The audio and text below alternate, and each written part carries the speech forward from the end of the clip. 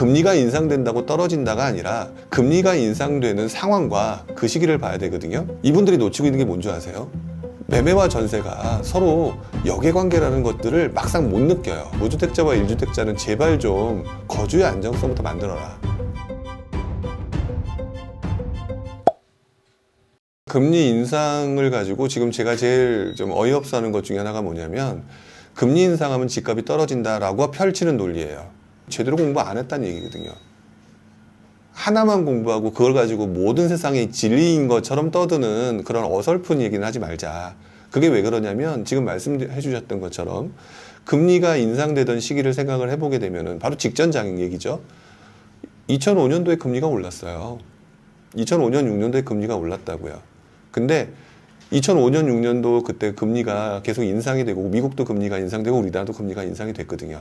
근데 그 시기에 오히려 집값이 더 많이 올랐어요. 근데 왜 그러느냐?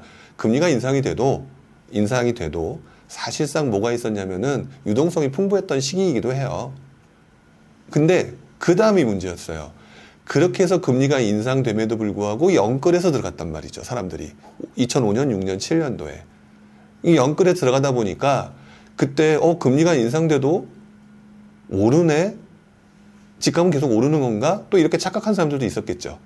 그럼 그렇게 해서 영끌한 사람들이 점점 많아졌는데, 이렇게 수요가 많아지게 되면 뭐 예를 들어서 우리나라가 100명이 있었다. 근데 원래는 한 50명이 사는 게 정상인데 한 7, 80명이 샀다. 그러면 이제 한 20명 정도밖에 안 남는 상황이란 말이에요. 그러면 수요가 줄어들어 있는 상황이에요. 근데 금리가 높아 더 이상 또 집을 살 수가 없는 거거든요. 어떤 시간과 그런 어떤 상황이 지나고 난 다음에 금리까지 인상이 계속 됐으니 이제 견디기 힘든 거거든요. 이때부터 떨어지는 거예요. 이때부터. 그러니까 금리가 인상된다고 떨어진다가 아니라 금리가 인상되는 상황과 그 시기를 봐야 되거든요. 또 그리고 금리를 왜 인상할까요? 또 생각을 해봐야 돼요. 금리 인상하면 경기가 안 좋아져요. 그렇기 때문에 금리를 언제 인상하냐면은 경기가 좋을 때 금리를 인상해요. 그럼 그 상황이 경기가 좋았다는 얘기예요. 그래서 유동성이 풍부한 거고, 유동성이 풍부하니까 금리가 인상되면서 집값이 오르는 거예요. 그리고 난 다음에 이제 그게 어느 정도 더 과부하가 걸리면 그때서 떨어지는 거거든요. 그러니까 금리 인상 이꼴 집값 하락이 아니라 금리 인상 이꼴 모르겠다예요. 그리고 직전 상황이 더 중요하다거든요. 그러니까 그래서 집값이 이렇게 달라지는 건데, 지금 같은 경우는 금리 인상이 굉장히 급격하게 나타났잖아요. 그러니까 이제 사람들이 이제 되게 놀란 거죠. 직전까지 굉장히 저금리였다가 어머 이게 뭐야? 이렇게 오르면 나 어떻게 견뎌? 그러니까 지금 순간적으로 지금 딱 멈춘 거예요. 얼음된 거예요. 그래서 지금 시장 상황이 안 좋은 건데, 그렇게 됐잖아요. 그러니까 2008년, 2009년 그때 이제 그래서 금리가 올라서 점점 2007년부터 2008년까지 분위기가 안 좋았어요. 그때부터 이제 미분양도 발생하고 되게 안 좋았거든요. 근데 여기에다가 여러 가지 이유가 있겠지만 금융위기가 왔어요. 2008년 9월 그 리먼 브라더스 사태 터지고 난 다음에 급격한 위기가 왔어요. 그랬더니 제일 먼저 각국 정부가 무슨 일을 했느냐? 금리 인하를 해버렸잖아요. 경기가 안 좋아지겠다. 그러니까 금리 인하를 했죠. 금리 인하를 해버리니까 그 사이에 죽을 사람들은 다 죽은 거예요. 그러니까 금매들이 계속 나오는 거죠. 그러니까 금리가 인하되니까 또 그때까지 잘 견딜 수 있었던 사람들이 이제 풀리잖아요. 근데 되게 많이 싸졌네? 예전하고 비교하면 엄청나게 싸졌네? 바겐세일이네. 이때부터 또 사기 시작하는 거죠. 그리고 또 그때는 또 그럼에도 불구하고 사람들이 집을 안 사는 분위기였잖아요. 많은 분들이. 그러니까 요참에 더 싸게 살 수 있는 거 없을까? 그러면서 경매 시장이 또 유행을 해요. 그러니까 우리가 관심을 안 두고 몰라서 그렇지, 투자를 하던 사람들은요, 그 시대 상황을 다 이용했어요. 2005년도의 금리 인상이라든지 뭐 이런 사례를 보더라도 금리 인상이 무조건 가격 하락이라든지 또는 이제 시장이 끝났다라든지 이런 건 없었어요. 근데 그거를 많은 분들이 착각하고 계신다. 저는 이렇게 말씀을 드리고 싶고, 그래서 금리 인상은 오히려 1순위가 아니라 2순위, 3순위로 좀 떨어지는 게 맞다고 봐요. 부동산 투자에 관심이 있다면. 그리고 그 중에서 제일 좋은 거는 일단 수요와 공급이에요. 근데 지금 시기가 수요와 공급을 1차적으로 보다가 굉장히 많은 사람이 집을 사잖아요. 그래서 이제 과열이 되잖아요. 과열 다음엔 뭐겠어요, 당연히. 흔히 말하는 거품이 터진다든지 그런 게 오잖아요. 그럴 때 금리 인상이 되면 얼마나 심하게 터질까요? 그때는 금리 인상을 좀 중요하게 봐야겠죠. 그때는 1순위로 봐야 돼요. 그래서 지금은 1순위로 보는 건 맞다. 하지만 곧 있으면 또 바뀐다. 다시 수요와 공급으로 봐야 된다. 그래서 부동산 시장을 한 8, 90%는 수요와 공급으로 보고요. 굉장히 좀 과열된 시점에는 금리 인상을 그때 1순위로 올리면 되는 거지, 금리 인상 이꼴 부동산 가격 하락이라든지 이런 식으로 논리를 금리 인상을 맨 앞에 내세우면 부동산 투자는 좀 어려워져요. 가장 제 경험상에서 제일 힘들었던 시기는 IMF 외환위기예요. 외환위기였거든요. 갑자기 뒤통수를 맞았던 시기니까. 집값이 엄청나게 떨어졌어야만 해요. 집값이. 왜냐면은 집값이 어쨌든 떨어지기 시작했고, 그 다음에 사람들이 전부 다 쫓겨났잖아요. 회사를 못 다녔잖아요. 내가 벌 수 있는 월급이 없다고요. 근데 집을 갖다가 엉덩이 무겁게 앉힐 수 없잖아요.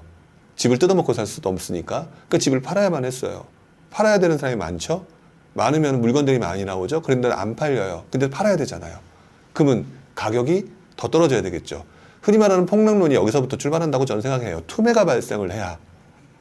그랬더니 그 당시 이제 김대중 정부였었죠. 그 당시 대통령이 무슨 일을 했느냐라고 하게 되면 어쨌든 그때도 힘든 사람과 여유 있는 사람들이 있었을 거예요. 그래서 집을 사게끔 유도했었어요. 집을 사게끔 유도하고 또 각종 이제 대책을 만들어서 경기가 활성화되게끔 만들었었죠. 자, 그러면서 집값이 떨어지는 상황이 저도 그때 생각하면 굉장히 힘들었던 기억이 나는데, 하지만 어느 정도 시간이 지나니까 다시 조금씩 온기가 돌면서 떨어지는 게 멈추면서 이렇게 기울기가 이렇게 되기 시작해요. 근데 활성화 대책이 나왔으니까 그다음부터 이게 올라간 거죠. 올라간 상황이 이제 좀 문제이긴 했지만 그 이후에 어쨌든 정부는 그렇게 될 거고요. 그래서 저는 그런 것들이 정부가 계속 그래 왔었어요. 몇 년간. 그 우리나라 정부가. 그래서 지금 만약에 떨어진다, 안 좋다라고 하면 다시 활성화 정책 내보내면서 기울기를, 투매를 통해서 이렇게 기울기가 급격히 떨어지는 것들을 막을 거다. 막을 수밖에 없다. 왜? 우리나라 국민들이 살고 있는 환경 자체를 힘들지 않게 해주는 게 정부 입장이니까. 그리고 실제로 그렇게 하는 걸 봤고, 지금 IMF 외환위기 얘기했잖아요. 2008년 금융위기 때 또 집값이 떨어졌잖아요. 어쨌든. 그쵸? 그리고 집도 안 사고. 이러니까 다시 집을 살 수 있도록 정책을 바꿨어요. 그랬더니 지금 이제 이렇게 상승장으로 오게 되는 계기가 됐죠. 이런 것들을 생각해 보게 되면 시장은 계속 반복과 반복이에요. 정부는 규제 완화를 반복하게 돼 있고, 사람들은 투자를 했다 안 했다 반복할 것이고, 그러다 보니까 부동산 시장도 상승과 하락을 반복하게 될 것이고, 그 과정에서도 또 경제 성장도 잘 됐다가 좀 주춤했다가 침체도 왔다가 반복할 것이고, 이게 모든 시장에서 돌아가는 거이더라고요. 이것들을 알고 있으니까 별로 두려운 게 없는 거예요. 이 시기는 이렇게 하고 저 시기는 저렇게 하겠다. 이 부분을 당연히 처음엔 모르죠. 그래서 공부하라는 이유가 거기 있는 거예요. 그걸 하다 보면 나중에는 두려울 게 없어져요. 아, 원래 이렇게 시장이 돌아가니까. 그래서 지금 굉장히 많은 사람들이 지금 금리도 인상되고 집값이 떨어지고 이거에 대해서 두려워하시는데, 전 두려워할 게 하나도 없다고 보는 게, 두려워할 사람들은 영끌할 사람들이다. 했던 사람들이다. 영끌했던 사람만 두려워할 뿐이지, 가만히 있으면 다시 시장은 살아난다. 무주택자와 1주택자는 제발 좀 먼저 거주의 안정성부터 만들어라. 1주택자는 거주의 안정성의 수준을 높여라. 거기에 따르는 수익은 부차적인 이득이다 라고 하는 부분을 좀 말씀을 드리고 싶어요. 무주택자들이 본인이 거주가 편해야 되는데, 이분들이 놓치고 있는 게 뭔지 아세요? 매매와 전세가 서로 역외관계라는 것들을 막상 못 느껴요. 집값이 떨어지면 나는 이득 보는 것 같잖아요. 좀 있다가 뭐가 오는 줄 아세요? 전세 가격 올려줘야 돼요. 집은 정해져 있고 필수제인데, 그러면 매매 가격이 떨어지니까 집 더 안 살 거고, 그러면 다 전세 아니면 월세로 갈 거잖아요. 그래서 지금 집을 안 사니까 어떤 현상이 나타나느냐? 월세가 오르잖아요. 월세가 더 많이 오르게 되면 전세가 더 나을 수도 있죠. 그럼 또 전세가 오를 거예요. 과거부터 계속 그랬다고요. 아까 말씀드렸던 외환위기 직후 집 안 사니까 제일 먼저 나타났던 현상, 전세 가격의 폭등이에요. 그럼 내 뒤통수 때리겠죠. 그럼 어차피 집 사야 돼요. 전세 가격 상승 때문에 힘들었겠죠. 그리고 2008년 금융위기 이후에 2009년, 10년, 11년, 12년 이때 전세 대란이 나타났었어요. 전세 대란이 났었거든요. 결국 무슨 말이냐, 집 안 산다고 좋아했더니 전세 가격이 내 뒤통수를 때리네. 이게 주택 자체가 필수제이기 때문에 나타나는 현상이거든요. 그러니까 하나만 알고 둘을 모르는 게, 집을 안 사고 집값이 떨어지니까 난 손해를 안 봤다고 생각하지만 전세 가격을 올려줘야 되는 상황이에요. 그럼 어느 게 유리할까요? 차라리 싸게 사는 게 편하게 살 수 있는 거잖아요. 이게 거주 안정성이거든요. 이거부터 가져가라고요. 이거부터 가져가지 않고 수익만 먼저 앞에 내세운다? 이거를 갖다가, 주택은 거주도 되지만 수익도 볼 수 있는 대상이잖아요. 주식과는 좀 달라요. 그렇기 때문에 거주라는 거를 맨 앞에 놓게 되면은 전세 가격 폭등이나 이런 거에 안정성이 있고, 그 다음에 부차적으로 하필이면 또 그랬는데 매매 가격이 다시 오른다? 그러면 수익 내서 좋고, 전세 가격 오르면 그 돈 다 남 줘야 돼요. 그러면 어느 게 유리할까? 그러면 사는 게 더 유리하지 않아요? 싸게만 사면? 그래서 저는 무주택자분들은 지금 현재 이런 상황이 오잖아요. 그럼 무조건 싸게 살 수 있는 방법이 뭘까? 그래서 거주 안정성부터 만들어라. 그 다음에 1주택자는 조금 더 좋은 곳으로 가라. 지금 내가 이것을 팔고 할 수 있는 수준에서 조금 더 좋은 곳으로 가라. 그러면 그 지식이 쌓이면서 나중엔 다주택자화가 돼요. 이제 수익이 진짜 갖고 싶거든요. 그러니까 한 채를 더 사면 수익 날까? 두 채를 더 사면 어떻게 될까? 규제를 안 해? 이것도 어떻게 해야 되지? 그럼 어떻게 될까요? 자연스럽게 공부하게 돼요. 그래서 강제로 공부하고 싶으면 일단 무주택자나 1주택자가 주택을 구입하는 게, 거주를 목적으로 하는 게 저는 장기적으로 훨씬 더 유리하다고 봐요. 근데 이런 얘기들을 별로 많이 안 해요, 사람들이. 수익적인 측면에서만 얘기하지. 그게 좀 안타깝죠. 젊은 분들한테는 이게 진짜 강제 공부예요. 그래서 엄청나게 도움이 돼요. 제가 해봤으니까 자신 있게 얘기할 수 있는 부분이죠. 일단 적절한 매수 시기는 흔히 말하는, 제가 이제 사이클로 얘기를 하게 되면 상승과 하락을 저는 이제 한 7단계로 구분을 해서 얘기를 하고는 있어요. 근데 제일 중요한 거는요, 침체장 때 아무도 안 사잖아요. 그쵸? 침체장 때 아무도 안 사니까 침체장의 한 중후반부, 더 이상 떨어지지도 않는 시기, 매매 가격이 더 이상 떨어지지 않아, 이런 시기가 와요. 그 시기가 제일 좋아요. 그 어떤 시기로만 말하면 사람들이 그런 걸 원하니까. 보통 그래서 그때 하시는 게 제일 저는 좋다라고 보고요. 그 다음에 지금 같은 시기는 입지가 좋은